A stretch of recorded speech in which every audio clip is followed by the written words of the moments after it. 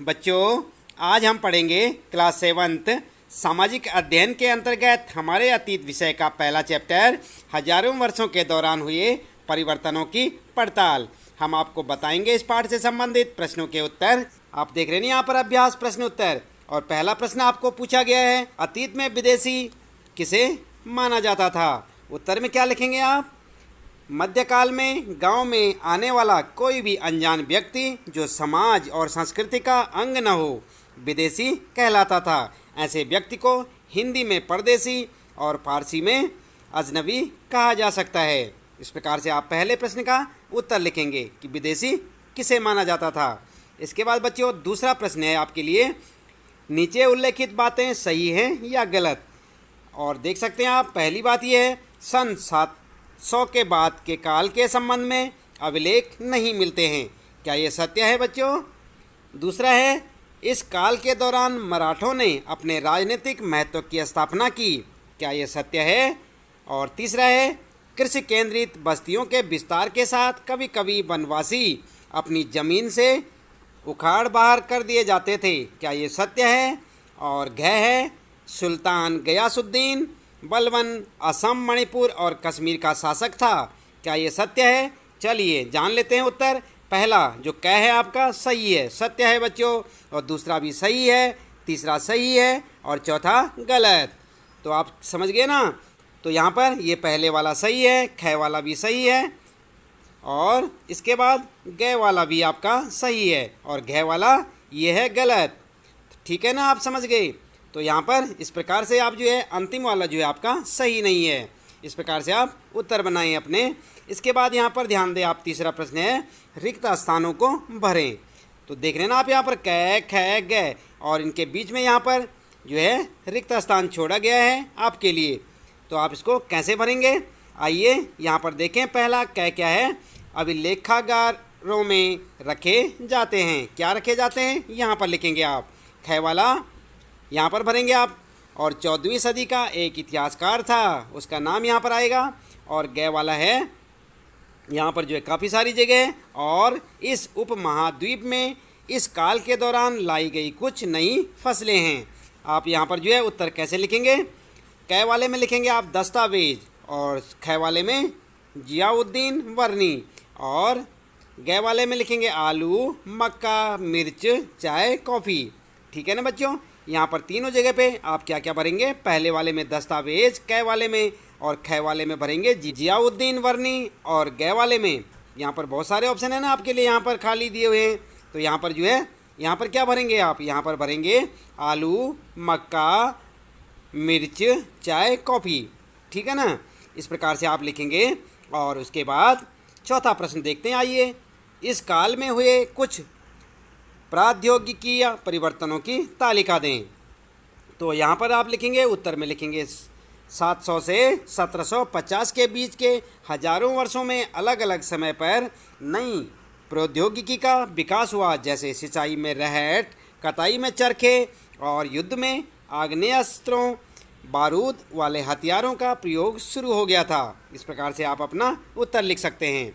इसके बाद बच्चों अगला प्रश्न देखते हैं। यहाँ पर पांचवा प्रश्न है, इस काल के दौरान हुए कुछ मुख्य धार्मिक परिवर्तनों की जानकारी दें। तो उत्तर में क्या लिखेंगे आप? इस प्रश्न का उत्तर लिखेंगे आप, हजारों वर्षों के दौरान धार्मिक परंपराओं में कई बड़े परिवर्तन आए।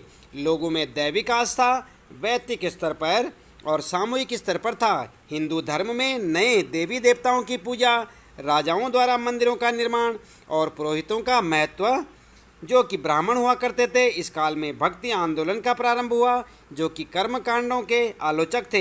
इस काल में 7वीं सदी में इस्लाम और 16वीं सदी में ईसाई धर्म का भारत में प्रादुर्भाव हुआ। इस प्रकार से आप पांचवें प्रश्न का उत्तर ऐसे लिखें। इसके बाद बच्चों आगे देखते हैं। यहाँ पर आपके लिए प्रश्नों में है, आइए समझें। और यहाँ पर है छठा प्रश्न, पिछली कई शताब्दियों में हिंदुस्तान शब्द का अर्थ कैसे बदला है। उत्तर में क्या लिखेंगे आप? पिछली कई शताब्दियों में हिंदुस्तान शब्द के अर्थ में अनेक परिवर्तन हुए। 13वीं सदी में जब फारसी के इतिहासकार मिनहाज ए सिराज ने हिंदुस्तान शब्द का प्रयोग किया था, तो उसका अर्थ क्या था? गंगा यमुना के बीच में स्थित क्षेत्र और पंजाब हरियाणा से था। उसने इस शब्द का राजनीतिक अर्थ में उन इलाकों के लिए इस्तेमाल किया जो दिल्ली के सुल्तान के अधिकतर क्षेत्र में आते थे। इसके विपरीत 16वीं सदी के आरंभ में बाबर ने हिंदुस्तान शब्द का प्रयोग इस उपमहाद्वीप के भूगोल, पशु पक्षियों और यहाँ के निवासियों की संस्कृति का वर्णन करने के लिए किया। यह प्रयोग 14वीं सदी के कवि अमीर खुसरो द्वारा प्रयोग किया गया शब्द यहाँ पर जो है हिंद के ही कुछ कुछ समान था, जो कि शब्द क्या था, हिंद के समान था, मगर जहाँ भारत को एक भौगोलिक और सांस्कृतिक तत्व के रूप में पहचाना जा रहा था। तो इस प्रकार से आप इस प्रश्न का यानी कि छठे प्रश्न का उत्तर आपके लिए काफ़ी लंबा हो जाएगा, लेकिन आप इसके बारे में पूरी जानकारी दें और इस प्रकार से आप इसका उत्तर लिखेंगे।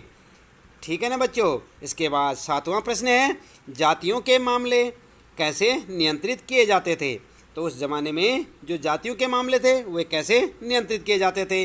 उत्तर लिखेंगे आप 7वें प्रश्न का, जातियां स्वयं अपने अपने नियम बनाती थी जिससे कि वे अपनी जाति के सदस्यों के व्यवहार को नियंत्रित कर सके। इन नियमों का पालन जाति के बड़े बुजुर्गों की एक सभा करवाती थी जिसे कुछ इलाकों में जाति पंचायत कहा जाता था। क्या कहा जाता था बच्चों? जाति पंचायत। लेकिन जातियों को अपने निवास के गांवों के रिवाजों का पालन भी करना पड़ता था। इस प्रकार से आप 7वें प्रश्न का उत्तर लिखेंगे। फिर देखते हैं बच्चों 8वां प्रश्न है, सर्व क्षेत्रीय साम्राज्य से आप क्या समझते हैं। क्या है? सर्व क्षेत्रीय साम्राज्य से आप क्या समझते हैं। तो क्या समझते हैं बच्चों? उत्तर में लिखेंगे, सर्व क्षेत्रीय साम्राज्य से तात्पर्य उस साम्राज्य से है जो अनेक क्षेत्रीय राज्यों को मिलाकर बना हो, जैसे सल्तनत, साम्राज्य, मुगल साम्राज्य आदि। और इसके बाद आइए विचार करें। आप देख रहे हैं ना बच्चों। तो यहाँ पर 9वां प्रश्न आपके लिए, पांडुलिपियों के उपयोग में इतिहासकारों के सामने कौन कौन सी समस्याएं आती हैं। उत्तर में लिखेंगे, पांडुलिपियों के उपयोग में इतिहासकारों के सामने निम्नलिखित समस्याएं आती हैं। जैसे फर्स्ट में देखें आप, कई बार पांडुलिपियों की लिखावट को समझने में दिक्कत आती है क्योंकि उन्हें हर कोई नहीं पढ़ पाता बच्चों। और सेकंड में लिखेंगे, आज हमें लेखक की मूल पांडुलिपि शायद ही कहीं मिलती है।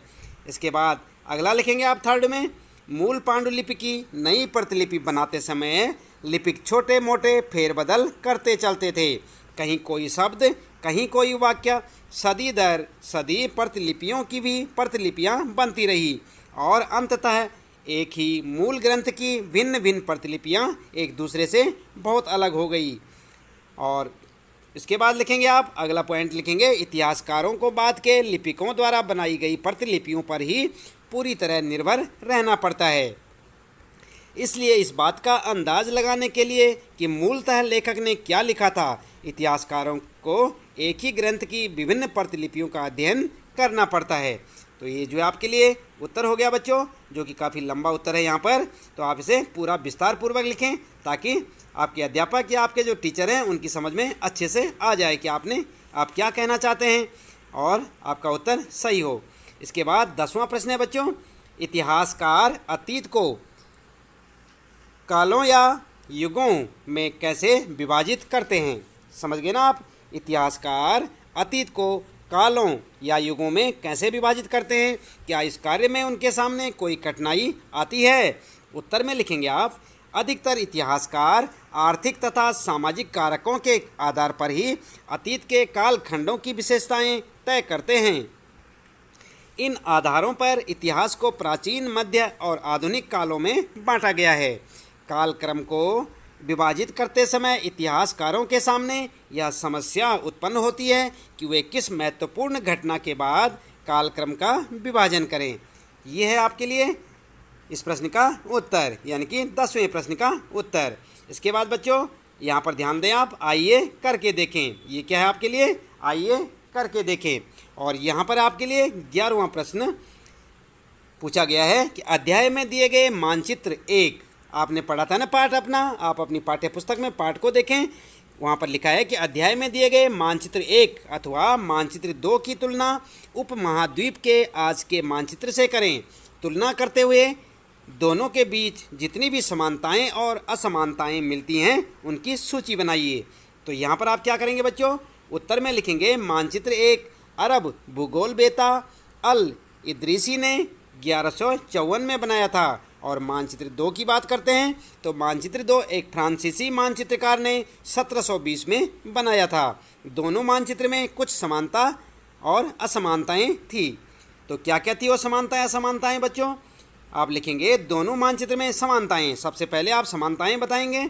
और फर्स्ट जो है समानता थी, पहली समानता, इस मानचित्र में वर्तमान मानचित्र की भांति भारतीय उपमहाद्वीप को दर्शाया गया है। इस मानचित्र में कुछ जाने पहचाने नाम भी हैं, जैसे कन्नौज, सूरत आदि। क्या है बच्चों? क्या हैं वो एक जैसे? कन्नौज और सूरत। इसके बाद असमानताएं जो है बात करते हैं, असमानताओं की बात करते हैं। तो देख सकते हैं आप, अल इदरीसी के नक्शे में दक्षिण भारत उस जगह है जहां हम आज उत्तर भारत समझते हैं। यहाँ पर होंखेंगे जो लिखा है, इसे आप ऐसे ना लिखें, जहाँ पर आज उत्तर भारत है। और श्रीलंका का द्वीप ऊपर की तरफ है, जगहों के नाम अरबी में दिए गए हैं। यह मानचित्र आज के मानचित्र से काफ़ी भिन्न है। और लेकिन फ्रांसीसी मानचित्रकार के मानचित्र में आज के मानचित्र से थोड़ी सी भिन्नता है, जैसे मुंबई क्षेत्र और गुजरात क्षेत्र का मानचित्र आज से भिन्न है। तो इस प्रकार से आप इसमें समानताएं और असमानताएं लिख सकते हैं। 12वां प्रश्न आपके लिए, पता लगाइए कि आपके गांव या शहर में अभिलेख यानी रिकॉर्ड कहाँ रखे जाते हैं। इन अभिलेखों को कौन तैयार करता है? क्या आपके यहाँ कोई अभिलेखागार है? उसकी देखभाल कौन करता है? वहाँ किस तरह के दस्तावेज संग्रहित हैं? उनका उपयोग कौन लोग करते हैं? देख रहे ना आप, काफ़ी लंबा चौड़ा प्रश्न है ये आपके लिए बच्चों। आप जो है इस प्रश्न को ध्यानपूर्वक समझें। अभिलेख होते हैं ना, रिकॉर्ड होता है गाँव का, तो आप जो है आपके गाँव या शहर का रिकॉर्ड कहाँ रखा जाता है, उनकी देखभाल कौन करता है, ये सब यहाँ पर आपने उत्तर में लिखना है। तो उत्तर में लिखेंगे ग्रामीण क्षेत्रों के अभिलेख, यानी जो रिकॉर्ड होता है गाँव का, जिला मुख्यालय में रखे जाते हैं। इन अभिलेखों को विभिन्न विभाग के कर्मचारी तैयार करते हैं तथा शहरों के अभिलेख नगर निगम कार्यालयों में रखे जाते हैं। और ऐतिहासिक अभिलेख को अभिलेखागार में रखा जाता है। अभिलेखागार की देखभाल उसके अंदर नियुक्त कर्मचारियों द्वारा की जाती है। इनका उपयोग शोधार्थियों द्वारा अथवा विभिन्न विभागों द्वारा समय समय पर किया जाता है। तो देख रहे ना आप बच्चों, ये है इस प्रश्न का उत्तर। प्रश्न क्या था 12वां? ये है, पता लगाइए। और ये आप उत्तर देखें, यहाँ से लिखें। इसके साथ ही इस पाठ से संबंधित प्रश्नों के उत्तर यहाँ पर समाप्त होते हैं। आज के लिए इतना काफ़ी है। आपका दिन शुभ हो।